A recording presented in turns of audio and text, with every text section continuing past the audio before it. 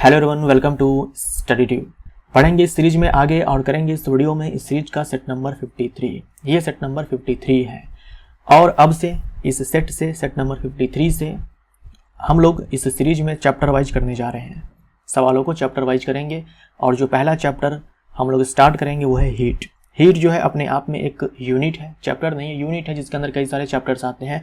तो जितने भी सवाल इंपॉर्टेंट है आपके एग्जाम के लिए, इन सारे ही एग्जाम के लिए, उन सारे ही प्रश्नों को हम लोग कवर कर लेंगे। और जैसा कि मैंने आपसे कहा था इस सीरीज के अंदर कि हम लोग ज़्यादातर जो सवाल करेंगे वो PYQ होंगे, ठीक है। विगत वर्षों में जो सवाल से पूछे गए ना उन सारे को कवर करेंगे। ऐसा नहीं है कि बिल्कुल 100% जो है हम लोग PYQ ही करेंगे। कुछ सवाल मैं खुद से भी फ्रेम करता हूँ जो मुझे लगता है कि मुझे करवाने हैं, आपके लिए इंपॉर्टेंट है, तो सारे सवाल जो है मैं खुद से बनाता हूँ।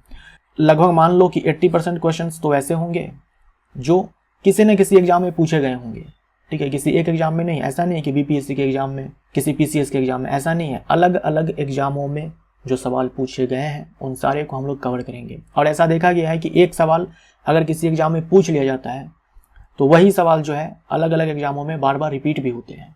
तो इससे आपको फ़ायदा हो जाएगा। अलग अलग एग्जामों में सवाल पूछे गए उन सारे को मैं कवर करवा दूंगा।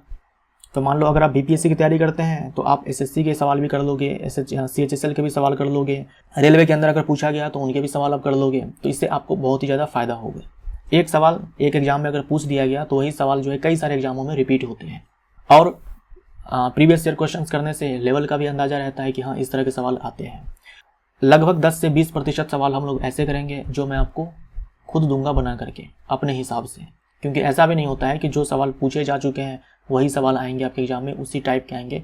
अलग टाइप भी बन सकते हैं। तो उन सारे अलग टाइप को कवर करने के लिए मैं खुद से सवालों को फ्रेम करूंगा। तो पहला हमारा चैप्टर है हीट और ये हीट का पार्ट 1 है। हम लोग एक सेट में 25 क्वेश्चन जैसे करते आ रहे हैं वैसे ही करेंगे।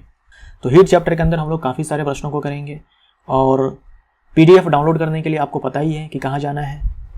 इस सीरीज के अंदर जो भी सेट्स आएंगे उन सारे का PDF डाउनलोड करने के लिए ये टेलीग्राम चैनल का ID है। आप इस ID के माध्यम से टेलीग्राम चैनल को ज्वाइन कर लो PDF को डाउनलोड करने के लिए। ये QR कोड है, आप इसे स्कैन करके भी टेलीग्राम चैनल से जुड़ सकते हो। तो अब बढ़ते हैं आगे और करते हैं प्रश्नों को। सेट नंबर 53 और हीट पार्ट 1 का पहला क्वेश्चन है, किसी वस्तु का तापमान। किसी वस्तु का तापमान किस पर निर्भर करता है? क्या वस्तु के गतिज ऊर्जा की वस्तु की गतिज ऊर्जा पर निर्भर करता है, या फिर उसके अणुओं की गतिज ऊर्जा की माप है, उसके अणुओं की गतिज ऊर्जा पर निर्भर करता है, या फिर उसके स्थितिज ऊर्जा की माप है यानी कि उसके स्थितिज ऊर्जा पर निर्भर करता है, या फिर उसके द्रव्यमान का माप है यानी कि द्रव्यमान पर निर्भर करता है? क्या है इसका आंसर? B, तापमान। तापमान बढ़ाने से ऐसा तो नहीं होता कि वस्तु चलना शुरू कर दे। अगर वस्तु चलना शुरू कर देती तो हम बोलते कि हाँ गतिज ऊर्जा में वृद्धि हो गई है। ऐसा भी नहीं होता है कि हम तापमान बढ़ाएं या कम कर दें तो उससे द्रव्यमान में कोई परिवर्तन आ जाए। और ऐसा भी नहीं होता है कि अगर हम तापमान बढ़ाएं तो किसी वस्तु के पास स्थितिज ऊर्जा आ जाए। हाँ, तापमान बढ़ाने से ये चीज़ ज़रूर होता है कि अणुओं की गतिज ऊर्जा बढ़ जाती है। मान लो अगर वो द्रव है या फिर गैस है तो उनके जो अणु होते हैं या परमाणु होते हैं वो फ्रीली मूव करते हैं, तो उनकी गतिज ऊर्जा बढ़ जाती है। लेकिन अगर मान लो कोई ठोस है तो उनके जो कण होते हैं वो वाइब्रेट करते हैं, वाइब्रेशन करते हैं, ठीक है। इस पॉइंट के आगे पीछे क्या है कि दाएं बाएं वो वाइब्रेट करेंगे। तो आप यहाँ पर ये याद रख सकते हो कि जो काइनेटिक एनर्जी है, गतिज ऊर्जा है अणुओं की, मॉलिक्यूल्स की, वो टेम्परेचर पर डिपेंड करती है। टेम्परेचर बढ़ाओगे तो गतिज ऊर्जा अणुओं की बढ़ जाएगी, कम करोगे तो कम हो जाएगी। या फिर ठीक इसके उल्टा बोल सकते हो, गतिज ऊर्जा अगर हम अणुओं की बढ़ा दें तो तापमान वस्तु का बढ़ जाएगा, और अगर हम कम कर दें तो तापमान कम हो जाएगा। तो आंसर हमारा B हो जाएगा। निम्नलिखित में से कौन सी भौतिक राशि ऊष्मा प्रवाह की दिशा को निर्धारित करती है? ऊष्मा प्रवाह की दिशा को निर्धारित करती है कौन सी भौतिक राशि है वो? तो ये है तापमान। तापमान हमारा सही आंसर हो जाएगा। देखिए ऊष्मा जो है कैसे प्रवाहित होती है? हीट फ्लो का डायरेक्शन क्या होता है? High temperature to low temperature, high temperature to low temperature. उच्च तापमान से निम्न तापमान की ओर ऊष्मा का प्रवाह होता है। C हमारा राइट आंसर हो जाएगा। ये याद रखिएगा, ये बहुत ही ज़्यादा इंपॉर्टेंट है। हमेशा ऊष्मा का प्रवाह जो है उच्च तापमान से निम्न तापमान की ओर होता है अपने आप। अगर आप चाहते हो कि ऊष्मा का प्रवाह निम्न ताप से उच्च ताप की ओर हो तो ऐसे में आपको कार्य करना पड़ेगा। जैसे कि फ्रिज का यही काम होता है कि वो हीट को लो टेम्परेचर से निकाल करके हाई टेम्परेचर की ओर फेंकता है, इसीलिए वहाँ पर क्या है कि हमें कार्य करना पड़ता है। जो हम इलेक्ट्रिक एनर्जी देते हैं उससे हम लोग क्या करवाते हैं, कार्य करवाते हैं उससे। तो नेचर ने हमें ये दिया है कि ऊष्मा जो है प्रवाहित होगी उच्च तापमान से निम्न तापमान की ओर। लेकिन अगर आप नेचर के विरुद्ध जाना चाहोगे कि नहीं हमें ऊष्मा को भेजनी है निम्न तापमान से उच्च तापमान की ओर, तो ऐसे में कार्य करवाना पड़ेगा, ऊर्जा खर्च करनी पड़ेगी। निम्नलिखित में से गलत कथन का चयन करें। गलत कथन चूज करना है। वस्तु को ऊष्मा देने पर हमेशा उसका ताप बढ़ता है। क्या ये जो कथन है सही है या गलत है? वस्तु को ऊष्मा देने पर हमेशा उसका ताप बढ़ता है। क्या हमेशा ऐसा होता है कि हम वस्तु को हीट करें और उसका टेम्परेचर बढ़ जाए? हमेशा ऐसा नहीं होता है। आपको लगेगा कि हाँ ऐसा होता है, लेकिन हमेशा ऐसा नहीं होता है। ठीक है। अवस्था परिवर्तन, फेज चेंज। अवस्था परिवर्तन, फेज चेंज। जब फेज चेंज होता है ना उस समय टेम्परेचर कांस्टेंट होता है, यानी कि तापमान में परिवर्तन शून्य होता है, 0 होता है। फेज चेंज करने के लिए हम ऊष्मा देते हैं, लेकिन तापमान में कोई परिवर्तन नहीं होता है। जैसे मान लीजिए आपके पास वाटर है, आपके पास जल है, जल जो है वो 100 डिग्री सेल्सियस पर है। अब आप इसको अगर हीट दो ना, आप जानते ही हो ये क्या है 100 डिग्री सेल्सियस, इसको हम क्या बोलते हैं, क्वथनांक बोलते हैं। तो 100 डिग्री सेल्सियस पर अगर आप हीट दो तो ये वेपर में तो कन्वर्ट हो जाएगा, ये वाटर जो वेपर में कन्वर्ट हो जाएगा, लेकिन टेम्परेचर अभी भी 100 डिग्री सेल्सियस ही रहेगा। तो डेल्टा टी कितना हुआ, 0 हो गया। अब देखो हमने ऊष्मा तो दिया, यहाँ पे ऊष्मा तो हमने दिया, लेकिन तापमान में देखो कोई परिवर्तन नहीं हुआ। और ये जो ऊष्मा हम लोग देते हैं इसी को हम लोग गुप्त ऊष्मा बोलते हैं, लेटेंट हीट बोलते हैं। ठीक है, ये जो हम हीट देते हैं लेटेंट हीट बोलते हैं, गुप्त ऊष्मा बोलते हैं। अब गुप्त ऊष्मा हम लोग क्यों बोलते हैं, इसीलिए बोलते हैं जनरली हमें ऐसा फील होता है कि हम ऊष्मा देंगे तो तापमान बढ़ेगा। तापमान यहाँ पर बढ़ा नहीं, लेकिन गुप्त रूप से इस वेपर में है, गुप्त रूप से ये ऊष्मा जो हमने यहाँ पर दी है वो वेपर में स्टोर्ड है।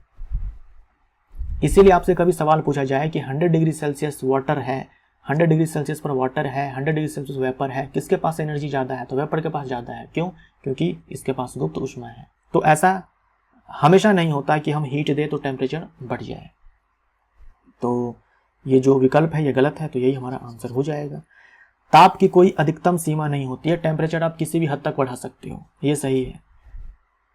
ताप की एक न्यूनतम सीमा नहीं होती है, ये भी जो है गलत है। ठीक है, ये भी जो है गलत है। ताप की एक न्यूनतम सीमा नहीं होती है, नहीं, ये गलत है। ताप की एक न्यूनतम सीमा होती है। ताप को आप 0 केल्विन से नीचे नहीं ले जा सकते हो। टेम्परेचर को आप बढ़ा करके भी कितना भी कर सकते हो, लेकिन 0 केल्विन से नीचे नहीं ला सकते हो। तो मेरे ख्याल से यहाँ पर टाइपिंग मिस्टेक है, यहाँ पर नहीं काट दो। ठीक है, नहीं काट दो यहाँ पर, तब जाकर के हमारा ये विकल्प भी सही हो जाएगा। ताप की एक न्यूनतम सीमा होती है और वो क्या है, 0 केल्विन। 0 केल्विन से नीचे आप टेम्परेचर को नहीं भेज सकते हो। न्यूनतम प्राप्त संभव ताप 10⁻⁸ केल्विन है। प्रयोगशाला में जो है मिनिमम जो है इतना टेम्परेचर को अचीव किया गया है। देखो 0 केल्विन से 0 केल्विन जो है न्यूनतम संभव ताप है। अभी तक 0 केल्विन टेम्परेचर को अचीव नहीं कर पाया गया है। ठीक है, अभी तक वैज्ञानिक जो है 0 केल्विन टेम्परेचर को प्राप्त नहीं कर पाए हैं। हाँ, 10⁻⁸ केल्विन तक वो पहुंच चुके हैं। तो हमारा ये बी विकल्प सही है, सी सही है, डी सही है, ए गलत है। याद रखना, यहाँ से नहीं को उड़ाना होगा यहाँ पर। ठीक है, जब किसी वस्तु को उसके गलनांक या क्वथनांक पर ऊष्मा दी जाती है तो वस्तु का तापमान नियत रहता है। मैंने आपको समझा दिया पिछले स्लाइड में। इस स्थिति में वस्तु को दी गई ऊष्मा वस्तु के अवस्था परिवर्तन में खर्च हो जाती है। ये चीज मैंने आपको समझा दिया। वस्तु के तापमान को अधिकतम किसी भी सीमा तक बढ़ाया जा सकता है। वस्तु के ताप को एक निश्चित सीमा से कम नहीं किया जा सकता है, और वो निश्चित सीमा क्या है, 0 केल्विन। 0 केल्विन से आप कम नहीं कर सकते हो। और ये मैंने आपको बता ही दिया, अवस्था परिवर्तन में खर्च हो जाती है। ये जो ऊष्मा हम देते हैं अवस्था परिवर्तन के लिए, इसी को हम लोग गुप्त ऊष्मा बोलते हैं। प्रयोगशाला में प्राप्त अधिकतम संभव ताप लगभग डैश होता है 10⁸ केल्विन। ये वो टेम्परेचर है जो मैक्सिमम जो है प्राप्त किया जा चुका है प्रयोगशाला में वैज्ञानिकों के द्वारा, और मिनिमम टेम्परेचर जो प्राप्त किया जा चुका है वह है 10⁻⁸ केल्विन। तो मैक्सिमम 10⁸ केल्विन और मिनिमम 10⁻⁸ केल्विन। भौतिकी की वह शाखा जिसमें 0 केल्विन के लगभग ताप को उत्पन्न एवं मापन किया जाता है डैश कहलाती है। तो इसे हम लोग बोलते हैं क्रायोजेनिक। बी हमारा आंसर हो जाएगा, क्रायोजेनिक। ताप मापन की शाखा को तापमिति या फिर थर्मोमेट्री कहते हैं। भौतिकी के जिस शाखा में टेम्परेचर मेजरमेंट से रिलेटेड जो है स्टडी किया जाता है उसे हम लोग थर्मोमेट्री बोलते हैं। क्रायोजेनिक न्यूनतम ताप उत्पन्न एवं मापन की शाखा है। पायरोमापी, ये ठीक उल्टा हो जाएगा क्रायोजेनिक का। पायरोमेट्री उच्च ताप उत्पन्न एवं मापन की शाखा है, ठीक है। न्यूनतम ताप उत्पन्न एवं मापन की शाखा है क्रायोजेनिक, और उच्चतम ताप मापन एवं उत्पन्न की शाखा है वो है पायरोमेट्री। तो ये सब याद रखिएगा, ये सब काफ़ी इंपॉर्टेंट है, यही सब एग्जाम में खूब पूछे जाते हैं। ऊष्मा का प्रवाह होता है, ऊष्मा का प्रवाह होता है, मैंने आपसे कह ही दिया, ऊष्मा का प्रवाह होता है उच्च तापमान से निम्न तापमान की ओर। बी हमारा आंसर। अगर आपको निम्न ताप से उच्च ताप जाना हो तो क्या करना होगा, किसी न किसी तरीके से आपको कार्य तो करवाना ही पड़ेगा, तभी जाकर के आप निम्न ताप से उच्च ताप की ओर भेज पाओगे ऊष्मा को। अदरवाइज नेचर ने हमें क्या दिया है, हीट जो है हमेशा हाई टेम्परेचर से लो टेम्परेचर की ओर फ्लो होगी। मान लीजिए दो ऑब्जेक्ट हैं ऐसे,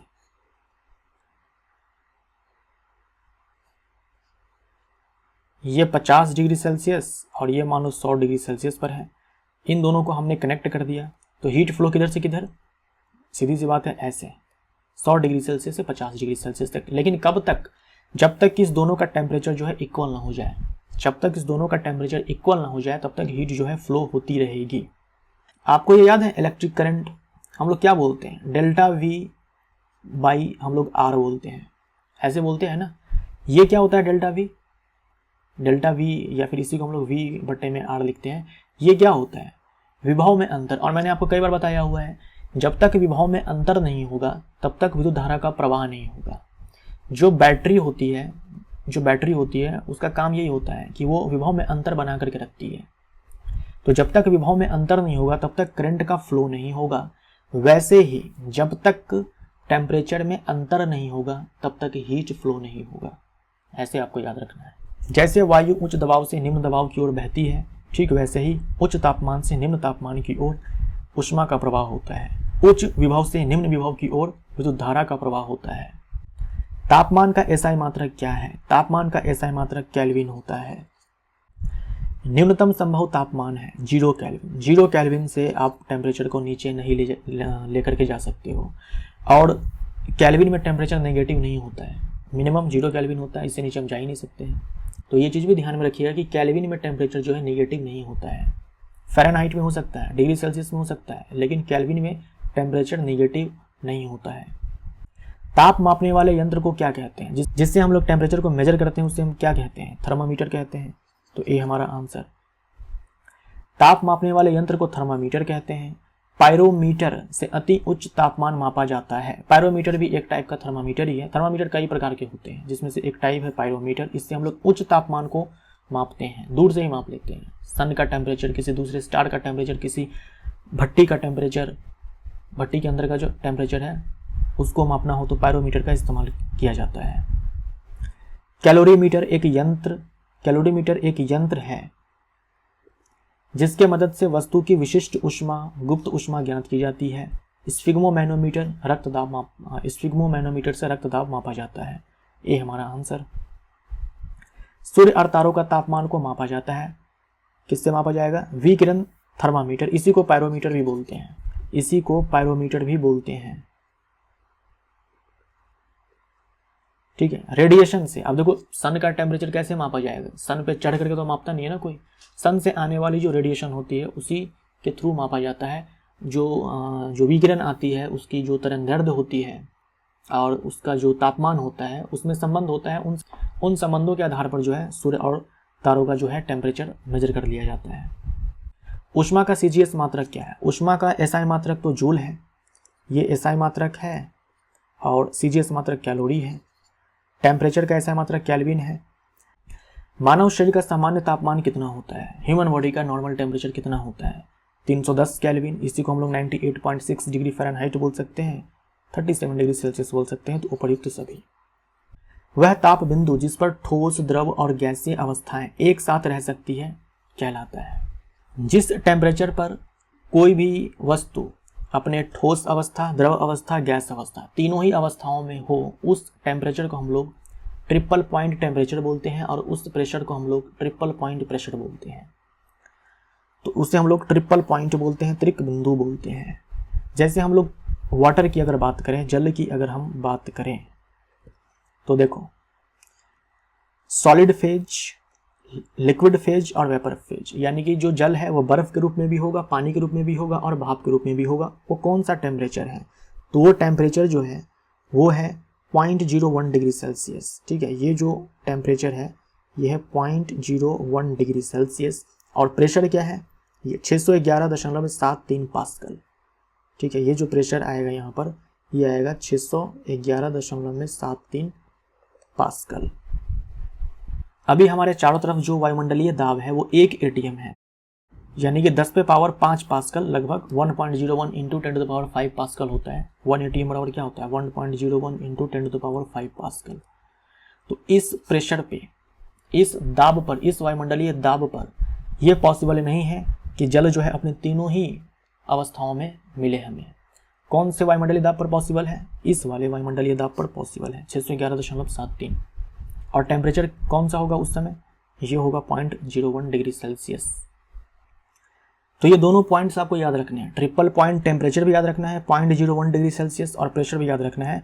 एटीएम में अगर प्रेशर बोलो यहाँ पर तो आप बोल सकते हो 0.006 एटीएम, 0.006 एटीएम। तो आप एटीएम में याद रखो, ज़्यादा सही है।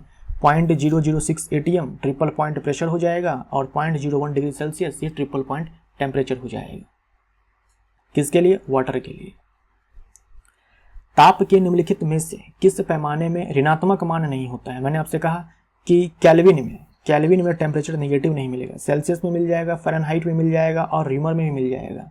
रिमर भी एक स्केल है, जैसे फ़ारेनहाइट है, सेल्सियस है, वैसे ही रिमर भी जो है एक स्केल है टेम्परेचर मापने का।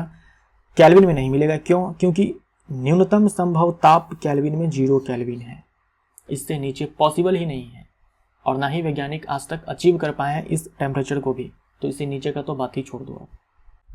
40 डिग्री सेल्सियस का मान फ़ारेनहाइट स्केल में है। 40 डिग्री सेल्सियस का मान फ़ारेनहाइट स्केल में है। तो डिग्री सेल्सियस और फ़ारेनहाइट स्केल में क्या रिलेशन है? तो डिग्री फ़ारेनहाइट बराबर होता है 9/5 C इंटू में 9/5 C प्लस होगा यहाँ पर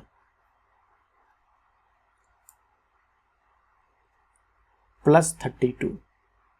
9/5 C के स्थान पर डालेंगे सेल्सियस में जो टेम्परेचर है 40 प्लस यहाँ पर 32, ये 9 गुने में 8 प्लस यहाँ पर 32, ये 72 हो जाएगा, ये 32 हो जाएगा, ये 2 2 4 7 3 10, 104 डिग्री फ़ारेनहाइट।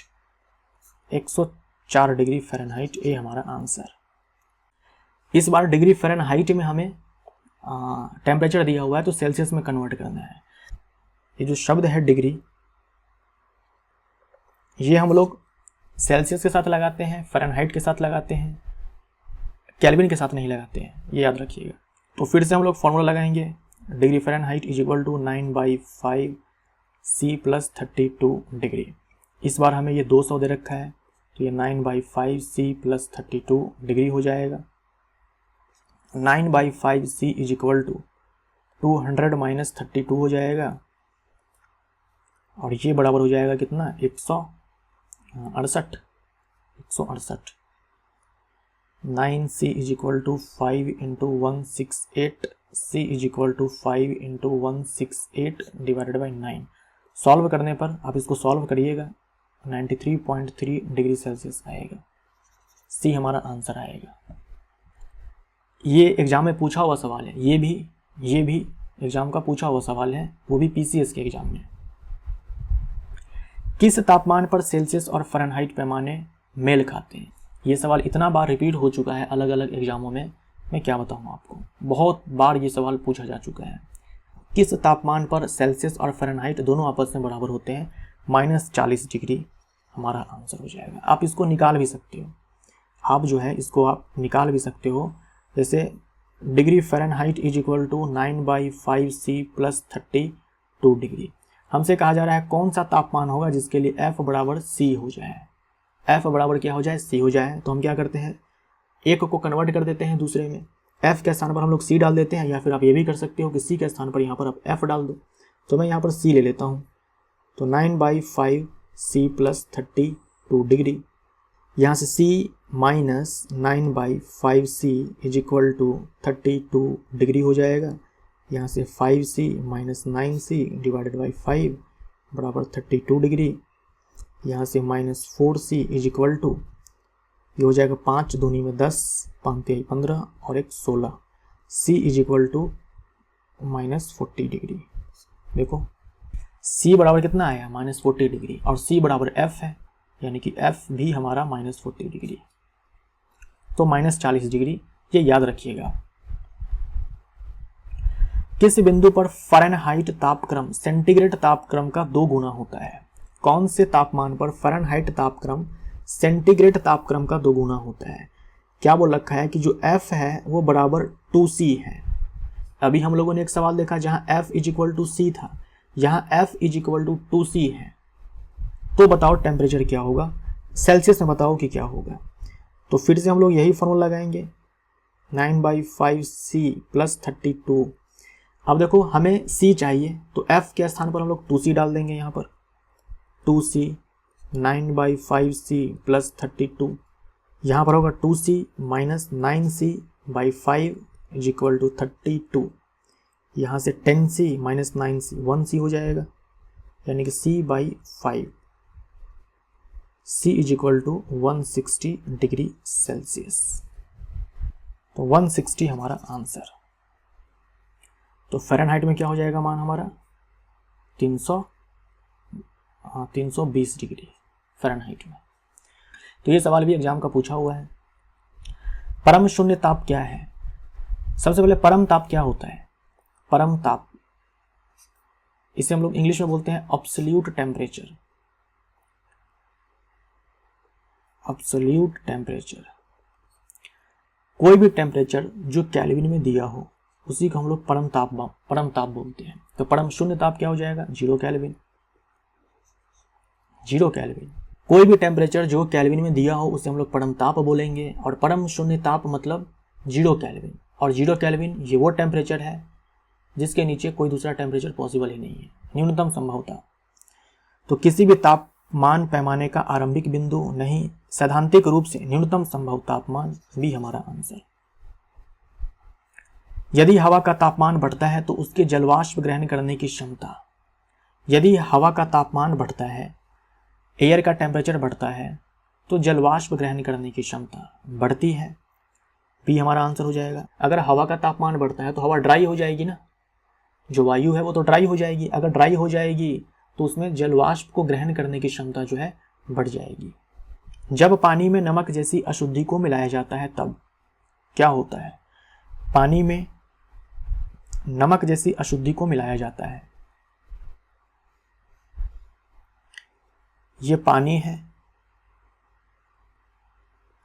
और इसमें मिलाया गया सॉल्ट, तब क्या होगा? तो याद रखिएगा मेल्टिंग पॉइंट बढ़ेगा, ठीक है, सॉरी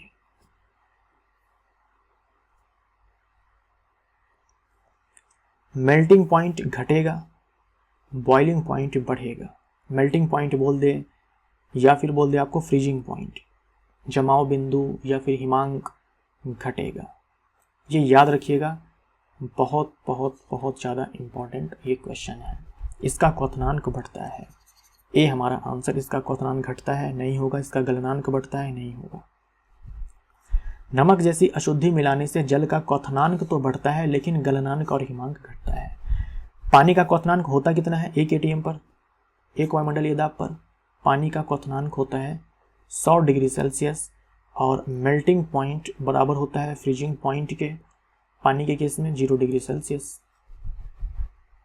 जब पानी में नमक जैसी अशुद्धि को मिलाया जाता है तब क्या होगा? इसका हिमांक बढ़ता है, इसका क्वथनांक घटता है। गलत हो जाएगा, हिमांक बढ़ता भी नहीं है, गलनांक बढ़ता है, गलनांक घटता है। ये सही है, डी हमारा आंसर हो जाएगा। ये भी गलत है। नमक जैसी अशुद्धि मिलाने से जल का क्वथनांक तो बढ़ता है लेकिन गलनांक या हिमांक घटता है। दाब बढ़ाने से बर्फ का क्या होगा? प्रेशर की बात की जा रही है अब यहाँ पर। प्रेशर क्या होगा? जैसे 1 ATM हम लोग बोलते हैं ना, 1 ATM पर पानी का जो बॉइलिंग पॉइंट होता है वो 100 डिग्री सेल्सियस होता है। लेकिन अगर हम प्रेशर को बढ़ा दें, तो बॉइलिंग पॉइंट बढ़ जाएगा, अगर हम प्रेशर को कम कर दें तो बॉइलिंग पॉइंट घट जाएगा। तो प्रेशर के साथ सीधा संबंध है, ये ध्यान में रखिएगा। अगर हम प्रेशर को बढ़ा दें तो जो मेल्टिंग पॉइंट है ये कम हो जाएगा।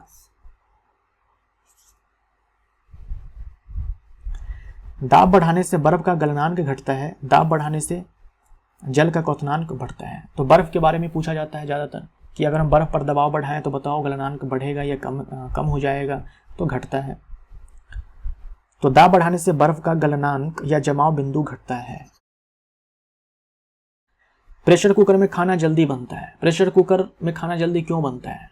देखो, प्रेशर कुकर नाम ही है, कुक का मतलब खाना बनाने वाला और प्रेशर का मतलब दबाव, आप जानते हो। तो प्रेशर कुकर करता क्या है? प्रेशर कुकर यही तो काम करता है कि प्रेशर को बढ़ा देता है। प्रेशर बढ़ा देने से क्या होता है? जल का क्वथनांक बढ़ जाता है, जिसके कारण खाना जो है जल्दी से पकता है। क्या हो जाएगा? बढ़ा हुआ दाब क्वथनांक को बढ़ा देता है। देखो, पानी को उबलने के लिए उसमें कुकर में 100 डिग्री सेल्सियस से भी ज़्यादा टेम्परेचर चाहिए होता है, क्योंकि प्रेशर बढ़ चुका होता है तो बॉइलिंग पॉइंट बढ़ चुका होता है, 100 डिग्री सेल्सियस ज़्यादा हो चुका होता है। जितना ज़्यादा टेम्परेचर देंगे खाना उतना ही जल्दी पकेगा। ऊंचाई बढ़ने से जल का क्वथनांक क्या होगा? प्रेशर और बॉइलिंग पॉइंट में सीधा संबंध है, आप जानते ही हो। प्रेशर बढ़ने से जो क्वथनांक है, बॉइलिंग पॉइंट है, ये बढ़ेगा और घटने से ये जो है घटेगा। तो इसी कॉन्सेप्ट पर कई सारे सवाल पूछे जाते हैं। तो ऊंचाई बढ़ने से क्या होता है? वायुमंडलीय दाब जो है घट जाता है। वायुमंडलीय दाब घट जाएगा तो बॉइलिंग पॉइंट घटेगा।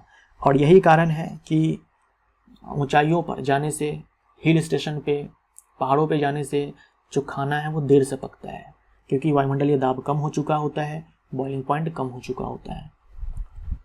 तो यहाँ पर हमारा सेट नंबर 53 समाप्त होता है। हीट का पार्ट 1 भी समाप्त होता है। अभी हम लोग काफ़ी सारे सवाल देखेंगे हीट में ही। मिलते हैं अगले वीडियो में। Thank you so much.